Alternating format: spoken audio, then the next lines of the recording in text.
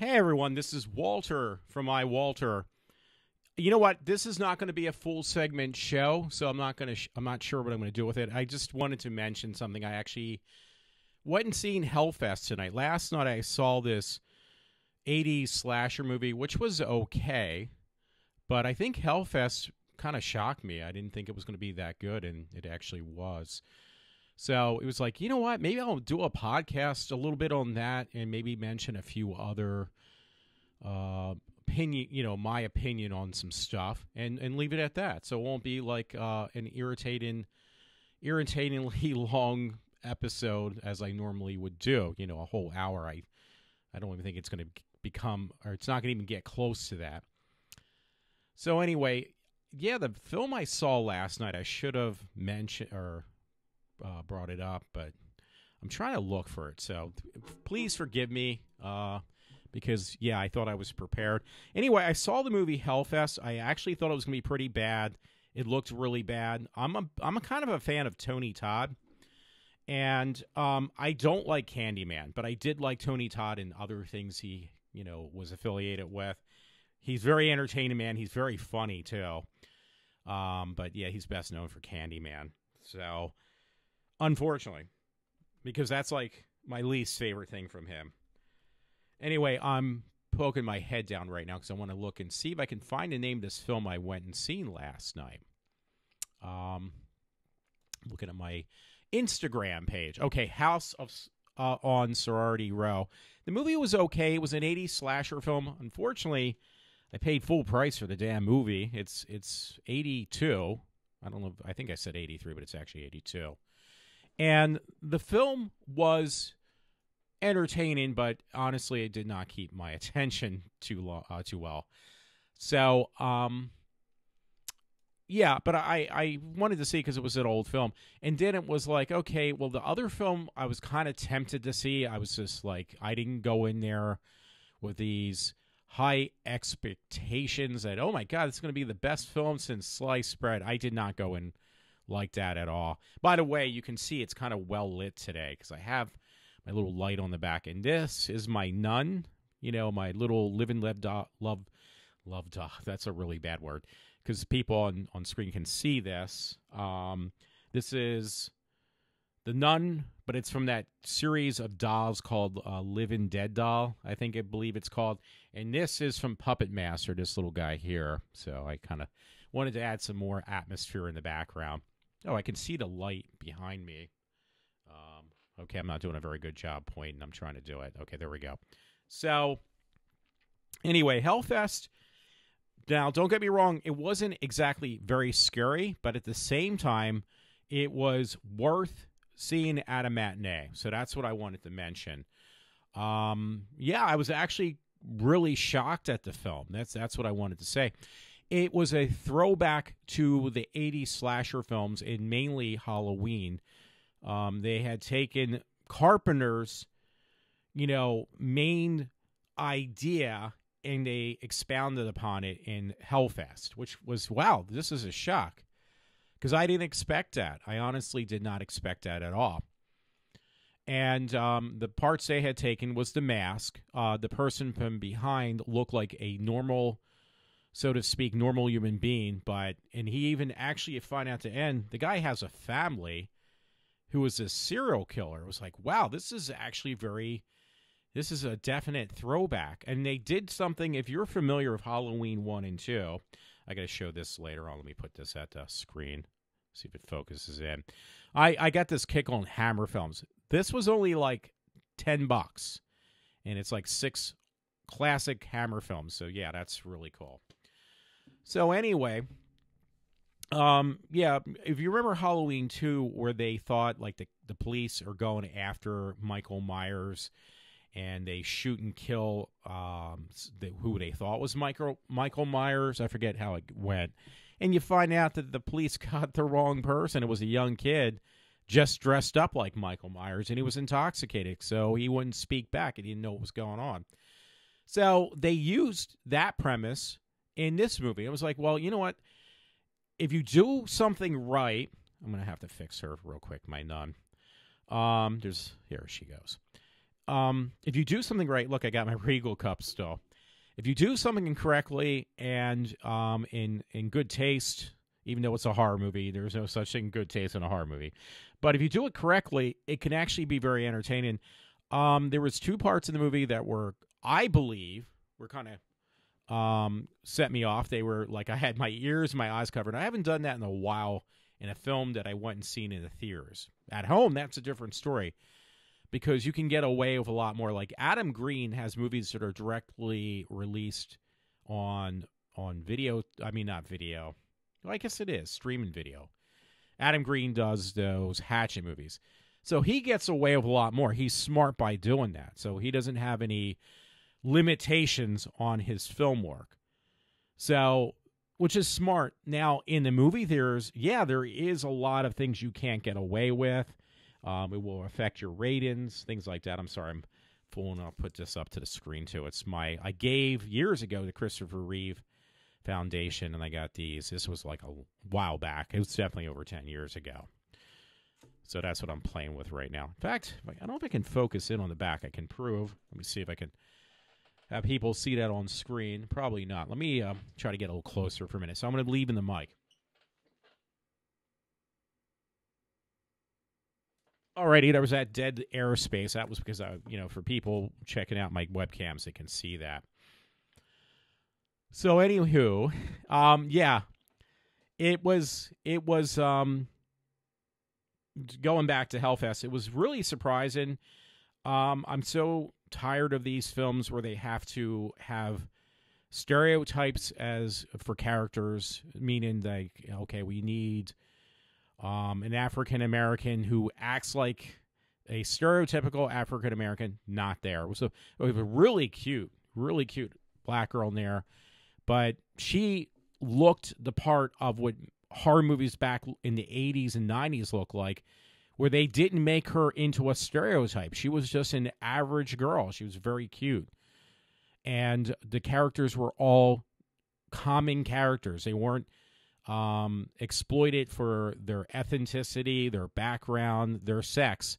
They were just a bunch of young couple kids, well, 20-something-year-old people, not even kids, because the one girl said, "Oh, I'm starting college," or "I'm at college right now." So it was that early 20-something-year-old group age of kids or people, young adults, and a throwback to horror movies. Now, there was a movie years ago called, if I remember correctly, there was a movie called Funhouse. So it was like a throwback to, again, when you used to rent movies, and they were like, again, it was a movie called Funhouse, the Halloween types theme film.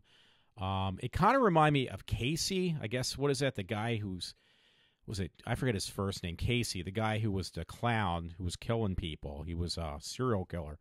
Well, this movie reminded me with the main villain like that. A guy who had his everyday normal life, but he had that dark side where he just went out and he murdered people brutally. And again, there was like 2 vicious scenes in the movie, but they didn't expound upon, okay, we're just going to put a lot of bloodshed and murder in this movie. That wasn't the whole principle of the film. The purpose of the film was to make it back to when movies were more suspenseful. So that alone, to me, was like, okay, I'm trying to get my shirt here. Look, I got Friday the 13th on right now. You know what? This is, you're not going to be able to see it. This is one I got from Abercrombie. They didn't have my size, so it was like on clearance for $10 a while back. So I think it was like, yeah, it was like $10. I got an extra large, which it floats on me as I tuck it in. But who cares? I like shirts that are oversized anyway, T-shirts. But yeah, if you go see Hellfest, I would definitely recommend it. Just remember, though, it's not intensely scary. If you're looking for a movie with a lot of bloodshed and a lot of violence, forget it. It's not there. There is 2 scenes that are very disturbing. There was one scene that was so suspenseful that my palms were starting to almost sweat. That's a call for a good film. Now, I'm saying this now, and people are going to go see it, probably like Matt. You'll probably go see it and say, well, Walter, this movie wasn't that great. the whole principle was you don't need a lot of gore and violence in a film to make it a good film, and that's what they were trying to do. They made a film that was not all about the violence. Well, there was violence, but it was more about the suspense. Now, the one girl looked really familiar, and I'm going to have to look her up because I thought it might have been one of the twins. What are those girls' names? There was I'm drawing a blank. But the one girl looked really familiar. This other couple of these actresses, I should say. The actors I didn't really recognize. The actresses I did. Because one was in a TV series I was watching for a while there. I think it was one you have to have membership to, like Netflix or something like that. And I actually like her. I've seen her in something else. And she was really good. I'm actually looking up Hellfest real quick. Now, again, I think the movie's going to get underrated, which, okay, the one girl I seen in another TV series, her name is Bex Taylor Kloss. Okay, so I don't know any of these people. Tony Todd, obviously, but he's only in there for a small segment. The black girl, Edwards is her last name, and the girl I thought might have been related to other celebrities is not. Her name is Amy Forsyth, or I can't say that. Amy something. But these were some really good actors, and again, it says, okay, 79% of the people who had seen it liked it. Rotten Tomatoes gave it only 29%, but you know what? You can't always go by Rotten Tomatoes. They actually gave it not a fresh rating, so I'm looking at it right now, which is a shame because, again, the movie isn't like a gore fest. It's not meant to be. It's a throwback film, and they actually did a very good job. So I hope the film does good. That's why I'm doing this quick podcast. And anyway, it says, 82% of the audience members, I guess they must have had a prior screening. Not like critics' reviews, but actual people gave 82% liked it. There were some slow parts in the film, don't get me wrong. But overall, the movie was really good. And it says people also search seeking out Hellfest. And I bought this other film that I'm going to mention, but I have not watched it yet, called Happy Death Day. They're going to make a sequel next year for that film, so I got to watch it eventually. But other films they checked out were Unfriended Dark Web. I think I've seen that. Now get this. Now this shows you the same people who were seeking out information on Hellfest were also looking at films from the 80s, such as Mad Men.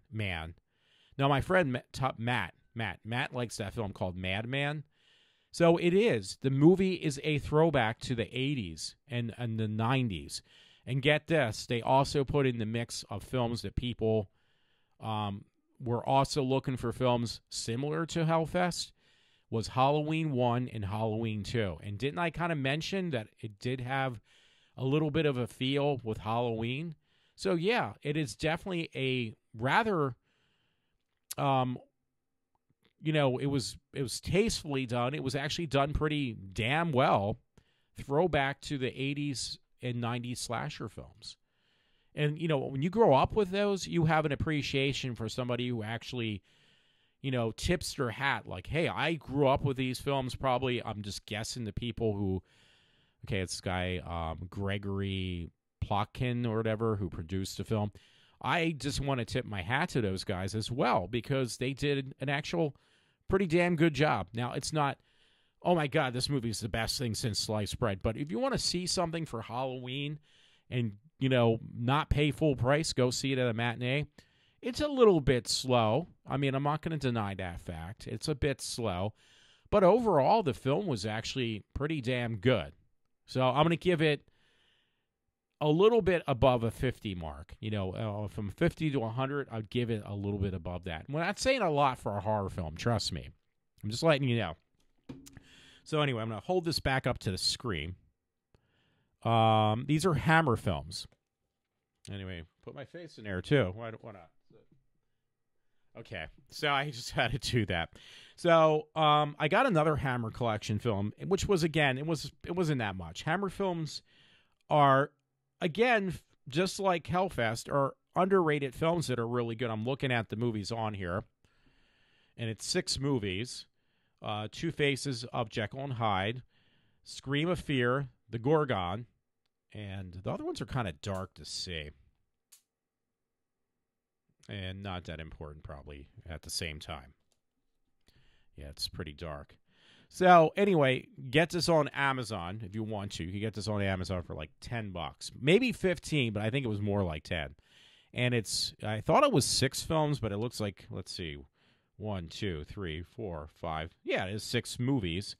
They're not, but these are, see, Hammer films are movies that were made and produced in England, because a lot of these films you were not allowed to, the film companies in England weren't allowed to get exclusive rights to movies in Hollywood. And that would be like The Mummy, because there's a picture of the mummy on the box. Let me hold it up again, see if people can see it. Excuse me, The Mummy and Frankenstein. Yeah, Hollywood had a patent on the design look of the mummy and also Frankenstein and other horror films. So, yeah, they had to come up with their own original ideas. And I know a while back it was like Hammer films were kind of almost looked upon as just being horrible movies, but they're actually pretty tastefully done. But you're talking old films. And Hammer is still, I believe, I mentioned this before, they're still around. For Matt, because look, I'm going to hold the cup up too. I'm taking a swallow from the Regal Cinema Cup. This was a small cup, by the way. This is a small. I had a medium yesterday, and that thing was like a bucket, the soda size. So anyway, that is the main part for Friday the 13th today. I'm wearing my shirt, my Friday the 13th shirt.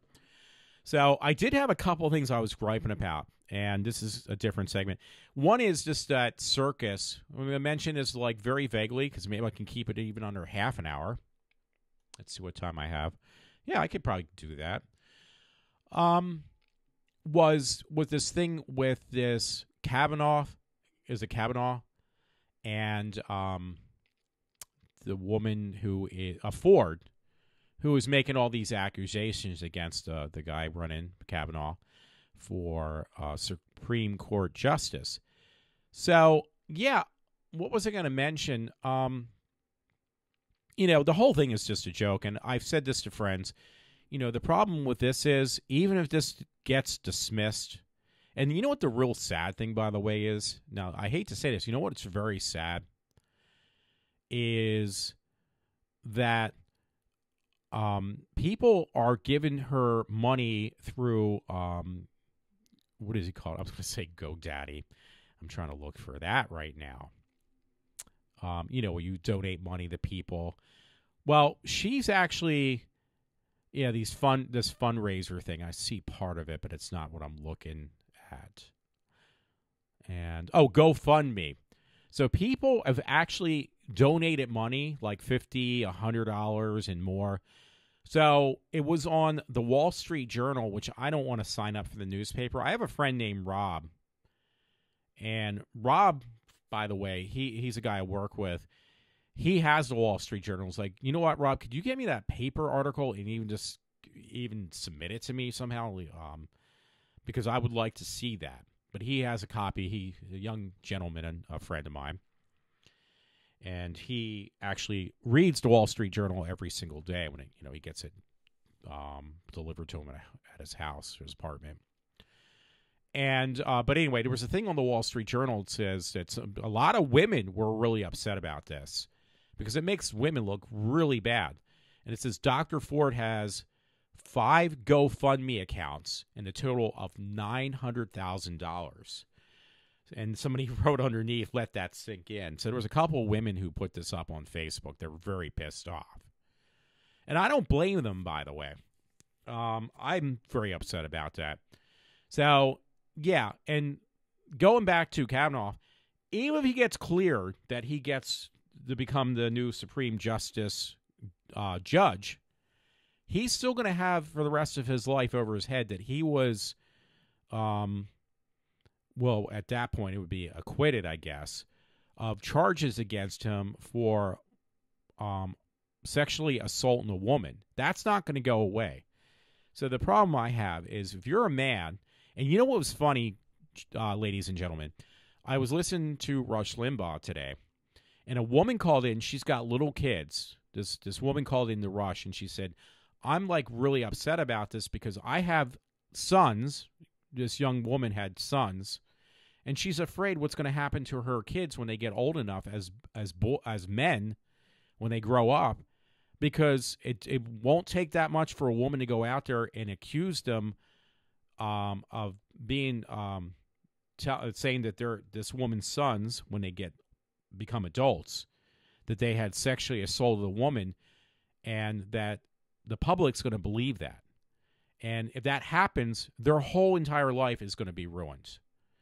So that's a scary thought. I've mentioned this before to friends and stuff.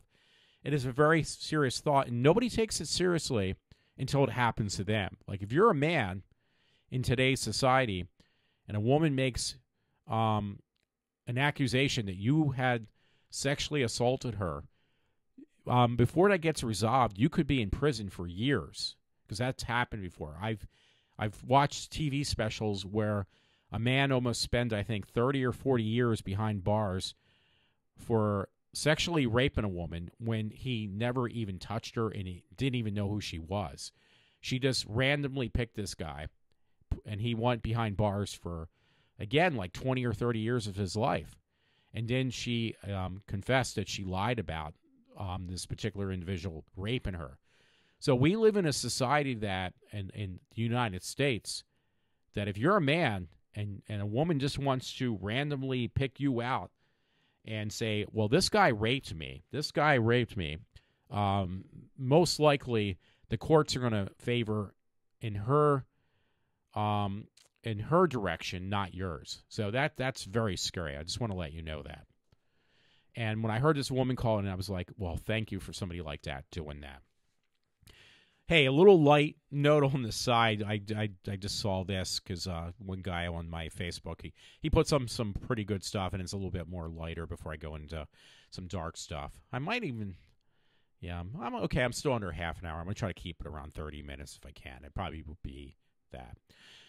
New Line Cinema is going to actually try to remake that film. If you haven't seen it, it's really good. It's from I want to say like China. I don't want to stereotype, but it's a movie called Train to Busan. It's a zombie movie that was an Asian released horror film, and it had subtitles, and it was really damn good. So now they're going to remake it into an American version, which is like, why touch a film that is perfect that was only done a few years ago? But they've done that before. They did that with not in the Asian film, but they did that with Let Me In, I think it was called, and it was called Let the Right One In or something. It was a remade film just a few years after the original foreign release. And generally when they do that stuff, it just destroys these movies. So not that either one of those movies that I'm getting incorrect was a vampire film.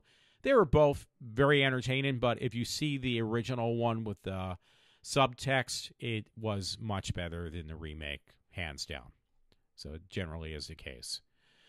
So anyway, this extra stuff, and go see Hellfest. But don't come to me and say, well, this movie wasn't as good as what you said. I think it's really difficult for that film to actually, do a good job of putting a trailer together. It's just really hard. But don't get me wrong, the film was definitely a throwback, and it was definitely a refreshing. I can say, okay, now Halloween for myself, has actually started, because this film was actually pretty damn good. So anyway. Oh, by the way, I'm looking at this too. This is pretty surprising, because I don't know how many times I had my fantasies about Olivia Newton-John. She just celebrated her 70th birthday. Yeah, I mean, growing up as a kid and seeing her in those music videos when I was a kid, and obviously in Greece, I had some pretty disturbing thoughts about her. Not disturbing, but they were inappropriate to mention anywhere. But yeah, she was like very sexy back in the day. I'm not saying she's ugly now. She's 70 years old. So there's a big difference from when I was a kid and was obsessed with Olivia Newton-John and what she looks like now. Which she's a very attractive lady. Don't get me wrong. That's really wrong of me to say any elsewise. Anyway, hey, by the way, you know what? If you go on YouTube, you can actually get or watch the whole version of Night of the Living Dead that has been colorized. And trust me, it is a really good copy. I was so intrigued by it. I was like, wow, I wonder if I can get this on DVD or Blu-ray, because not that I want to waste any more money, because that movie scared the poop out of me. And it was Night of the Living Dead. But I started watching the color version. It was like, wow, this is actually really impressive, because adding color to a black and white movie generally does ruin or destroy a film. But movies like Night of the Living Dead, it actually adds another dimension to the film. It adds, like, almost, it's like watching a 3D movie. Not that it's 3D, but there's certain things you can't make out with black and white film that you can definitely do so when the movie is properly colorized and if it's restored properly. So this was one, and it's absolutely free on YouTube. You can see the whole movie in color. So, and trust me, I would put that on your Halloween list of films to check out, folks. I sent it to 2 friends, but I don't think they really care. So, yeah, you know what I wanted to mention, since I am doing this podcast, if it takes a little longer than the 30-minute mark that I was trying to shoot for today, that's fine. But I did send it to friends. The one actually did respond back after a while, because I made a big fuss about it. And it was a woman I followed for, I would say, probably around 3 years now. And I felt really bad. And she's on my Instagram. And her name's Lizzie. She's a poor woman now, somewhere in her 20s. And again, I don't feel bad for her anymore. So I'm just mentioning this now. I did feel bad for her. Now I don't. She was born with like some type of rare disease where she just can't gain weight. So she needs to consume some like ridiculous amount of calories a day just to stay alive. And to me, that's like, well, this is horrible. This is horrible. This poor girl. She's got like, she looks like a skeleton with skin. And I don't mean that in a mean way. And it was like, I even reached out to her before, like other people probably have done. I reached out and I give my support and try to be very friendly to her, very nice. I mean, there's millions of people do that. Don't get me wrong. So, she's from Texas, and I'm not going to pronounce her last name because I'll get it totally wrong. So I'm looking at a picture right now, and you know what? She's kind of cute, but she has got a, this disorder that she just can't help. She was born that she was, her face looked like it was sunken in, and she's got, the skin is like pushed in so far that her teeth protrude out of her mouth. And I felt bad for her. I truly did. It's like, this poor girl cannot gain any weight. So, they set up a lot of things, and what really tipped her off, I guess, and where she got noticed was that somebody, had decided to take a picture of her when she was a little kid and put it up and say, this is the world's ugliest looking person.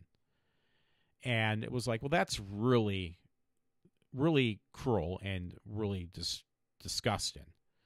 And I felt bad. So there was this particular woman, Lizzie, and there was another woman I have that I did, donate money to. And it was somebody on GoFundMe.com. I gave a couple bucks because I felt really bad. Okay, it's getting near a half an hour right now, so it might be just a tad bit over.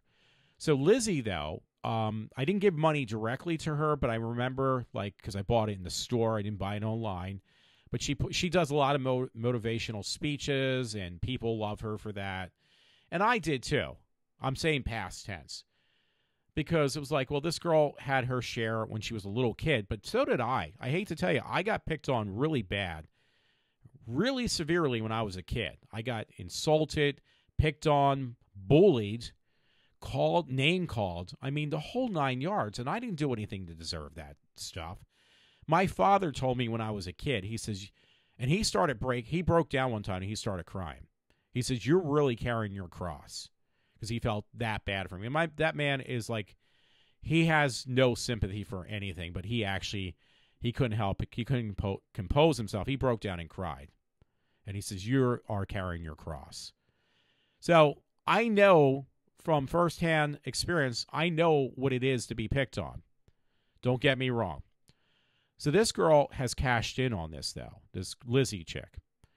And she's a grown adult. So what is she doing with the money? Well, she's taken really rather expensive trips and holidays and living up on the money that people are donating to her.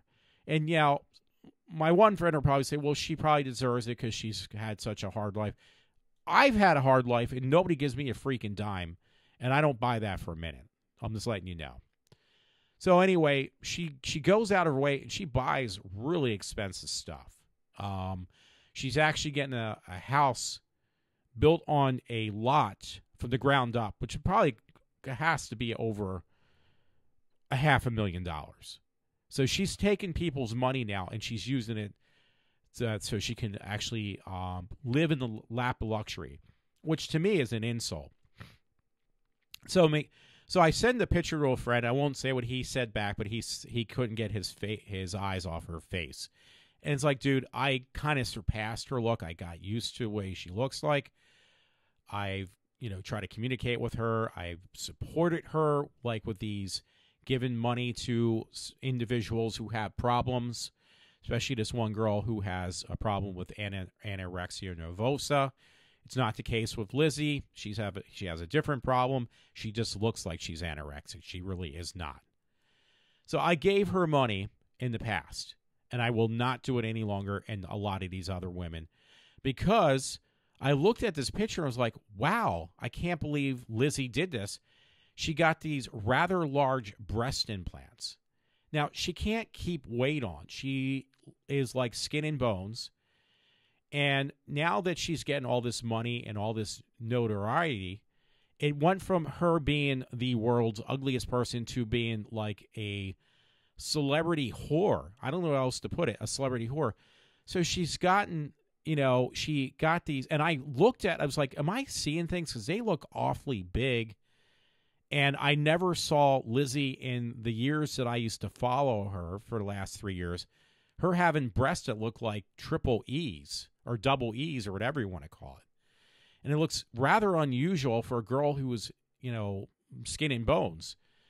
So I looked on like these blog pages, and somebody like got really pissed off besides myself and put on Lizzie's like blog board. She said, did she really get breast implants? And put exclamation points and question marks. Like this other individual couldn't believe it either.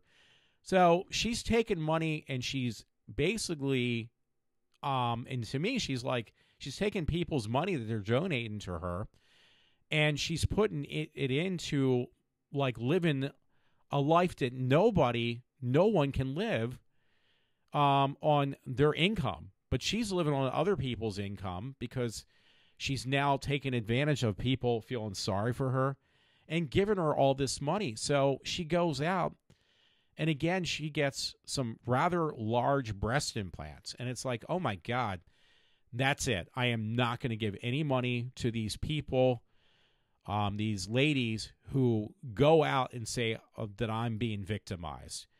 And you know what? I mean, it should be a wake-up call with Lizzie and this other woman, because the woman with anorexia nervosa, because I actually did a research paper at this place called the Renfrew Center. That's for women with eating disorders.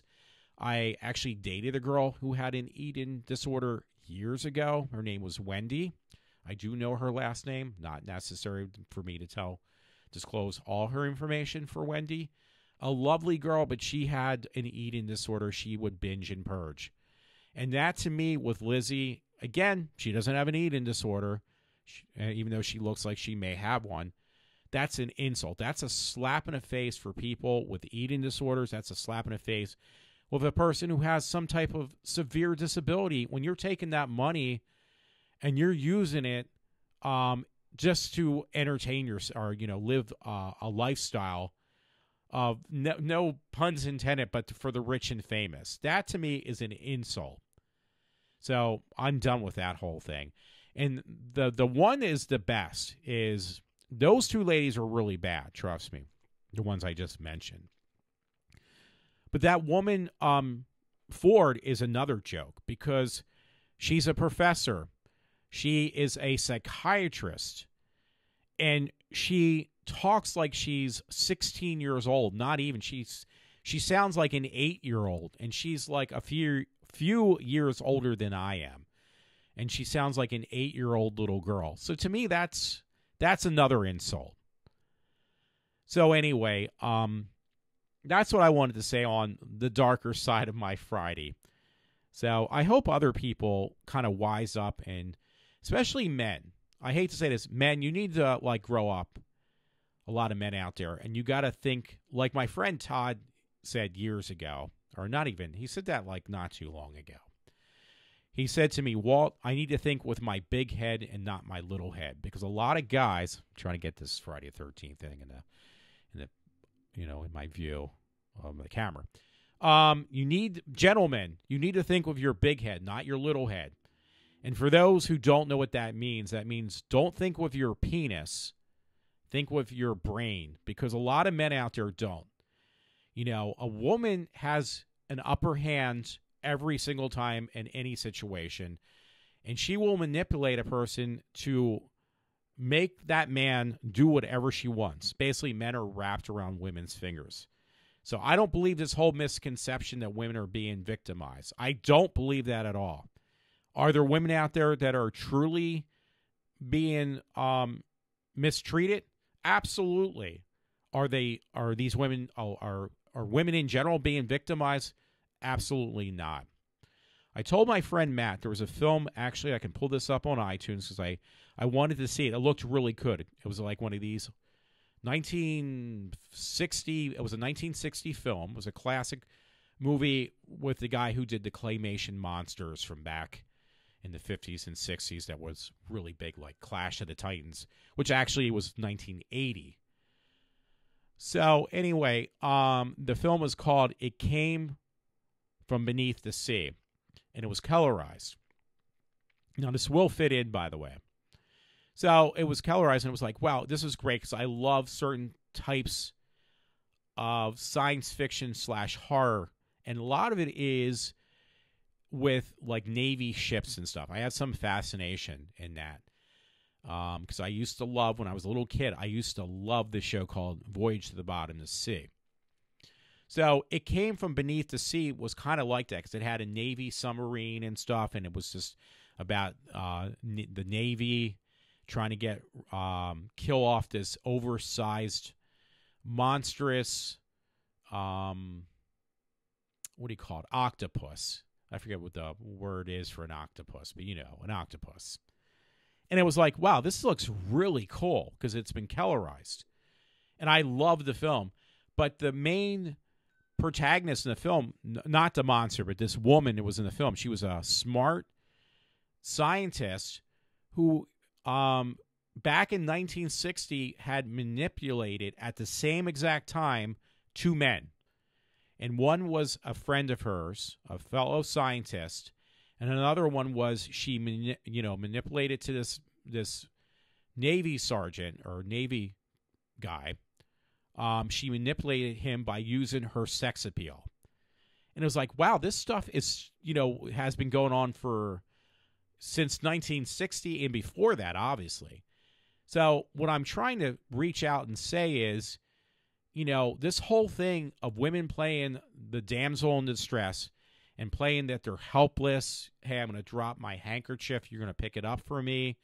or the gentleman who has to put down his raincoat over a puddle so she won't get her shoes wet. That's been and guys feed into being chivalrous has been going on for a long time. It's been going on probably for centuries.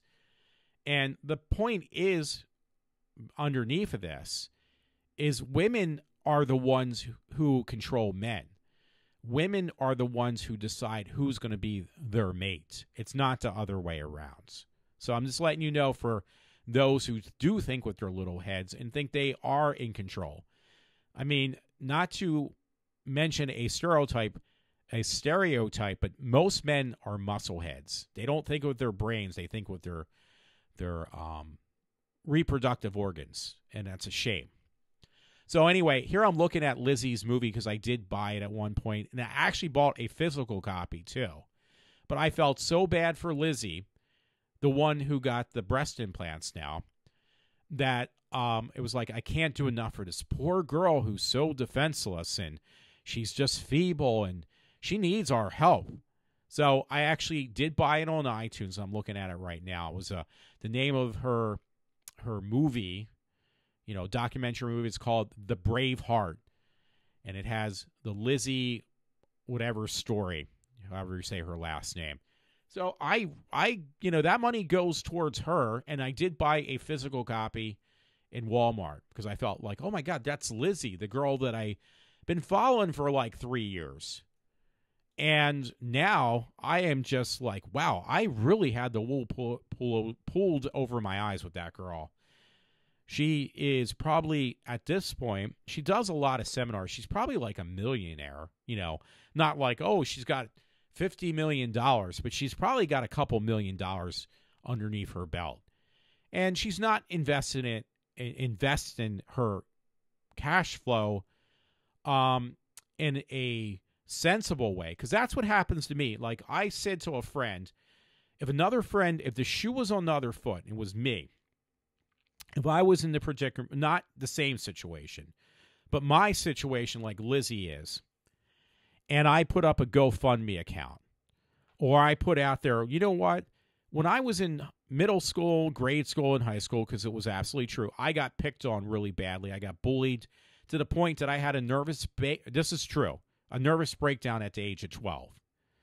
And then people felt sorry for me. The shoe is on the other foot now. And people would feel sorry for me. And they gave me a couple $1 million. And I would go out and say, well, you know what? I'm going to get some plastic surgery done. In fact, I'm just going to go out and get a house built because I can afford to do that on other people's money that they donated to me. In fact, I'm going to go out and buy a couple iPhones. I'm going to buy a couple Apple computers. My one particular friend would say, well, Walter, you know what? You're not spending your money sensibly. You're wasting your money. You're not thinking very clearly. You're thinking very immaturely. So how come when it's me, and if that shoe was on the other foot, and I would do exactly what Lizzie's doing, would it be very disrespectful and unlawful? But when Lizzie does it, it's all right. That makes no sense to me. This is iWalter. I am signing off for now. Thanks a lot if you're listening to me. Have a good weekend.